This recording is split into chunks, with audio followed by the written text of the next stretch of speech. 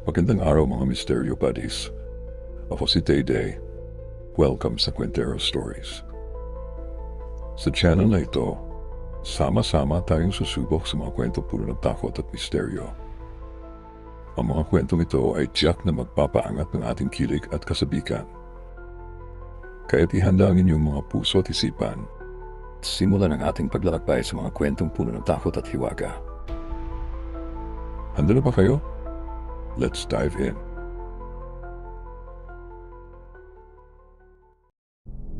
Ang multo sa dating sementeryo. Sa bayan ng San Felipe, may isang lugar na matagal nang iniwasan ng mga residente. Ito ay ang dating sementeryo na ngayon ay tinayuan ng mga bagong bahay.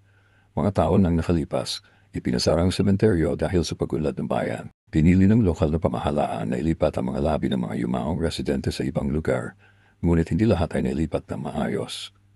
Sa ilalim ng mga bagong bahay, may mga kaluluwang naiwan at sila ay nanatiling nagbabantay at galit. Si Lito, isang 40 anyos na trabahador, ay naatasang magtrabaho sa isang construction site malapit sa lumang sementeryo. Hindi niya pinansin ang mga babala ng matatanda tungkol sa lugar. Para kay Lito, ang mga ganitong kwento ay katang-isip lamang. Ang kanyang layunin ay magtrabaho, kumita at umuwi sa kanyang pamilya. Isang gabi, naubos ang oras ng araw at pinilit siya ng foreman na mag-overtime dahil kailangan nilang tapusin ang paggawa ng bagong gusali bago ang dedikasyon nito sa susunod na linggo. Nagpaiwan si Lito kasama ang kanyang tatlong katrabaho, sina Doming, Art at June. Maagang nagpaalam ang iba nilang kasama dahil ayaw nilang manatili sa lugar tuwing gabi, lalo na't madalas daw nilang marinig ang mga kwento tungkol sa mga kakaibang pangyayari sa lugar. Unang gabing pagtatrabaho, nagsimula na si Lito sa kanyang gawain, hinahanda ang mga materyales habang tahimik ang paligid. Ang tanging naririnig lamang ay ang tunog ng mga gamit at ang mga yapak ng kanyang mga kasama. Ngunit habang tumatagal ang gabi, nagsimula siyang makarinig ng mga kakaibang tunog. Una, ito'y parang bulong, mahina at halos hindi marinig, ngunit sapto upang mapansin niya. Siguro si Domeng lang yon, bulong ni Lito sa sarili. Ngunit nang lapitan niya si Domeng, tahimik ito at tila abala sa kanyang trabaho. Hindi mapalagay si Lito, muli narinig niya ang bulong.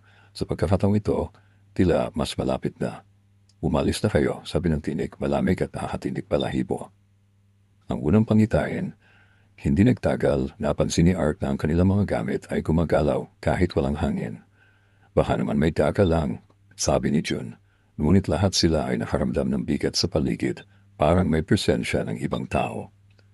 Nasa dulo ng isang bakanteng lot ang kanilang tinatrabaho at alam nilang wala ng ibang tao sa lugar. Bago pa sila makalabas upang magpahinga, napansin ni Lito ang isang anino sa kilid ng kanyang mata. Isang babae, nakatayo lamang at nakatingin sa kanila. Nasa malayo lang siya pero sapat ang pagkakita upang magdulot ng kaba kay Lito. Nakita mo yun? Tanong niya kay Domeng. Hindi nakasagot si Domeng, ngunit baka sa mukha niya ang takot. Mga anino na nakaraan. Sa bawat hakbang na ginagawa nila sa site, tila lalo pang dumadami ang mga kakaibang pangyayari. Nakarinig sila ng mga yapak nagmumula sa ilalim ng lupa, mga bulong na nagmumula sa mismong pader ng lumang sementeryo at mga aninong bigla na lang sumusulpot at nawawala. Isang beses, habang si Lito ay nasa itaas ng scaffolding, naramdaman niyang may humawak sa kanyang braso, malamig at matigas na parang kamay ng patay. Paglingon niya, wala siya nakita kundi isang malalim na anino. Nagsimula na silang magsisi sa pagtanggap ng trabaho sa lugar na ito, ngunit kailangan nilang tapusin ito. Lumipas ang ilang araw at gabi at lalo pang lumala ang mga pangyayari.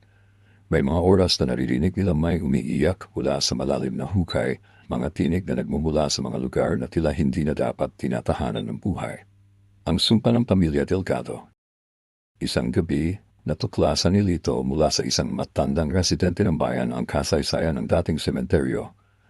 Ang sementeryo ay minsang naging tahanan ng mga yumao mula sa pamilya Delgado, isa sa pinakamakapangyarihang pamilya sa San Felipe noong ika-19 na siklo. Si Don Alejandro Delgado, ang ama ng pamilya, ay kilalang kilala sa kanyang kayabangan at kalupitan sa kanyang mga alipin. Ipinangako ng mga residente na ang pamilya Delgado ay hindi na dapat kambalain dahil sinabi nilang ang kanilang kaluluwa ay hindi kailanman natagpuan ng kapayapaan.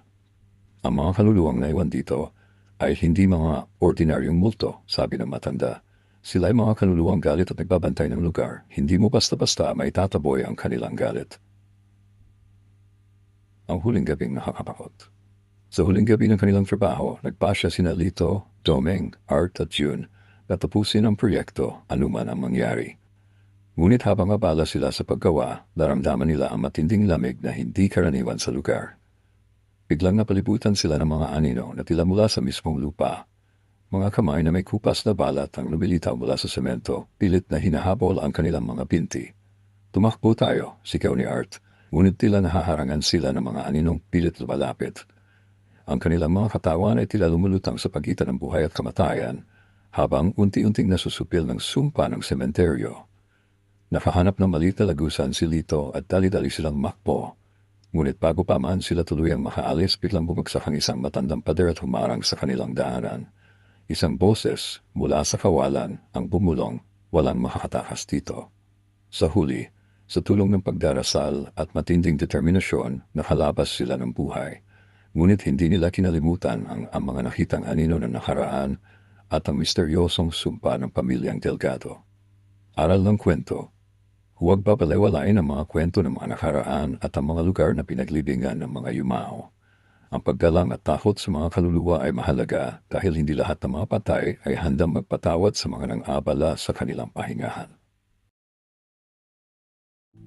Salamat mga Mysterio Buddies sa pagsama sa akin sa kwentong ito dito sa Kwentero Stories. Anong mga bagay ang nagbigay sa inyo ng takot o kakaibang pakiramdam? Ay comment nyo lang sa ibaba.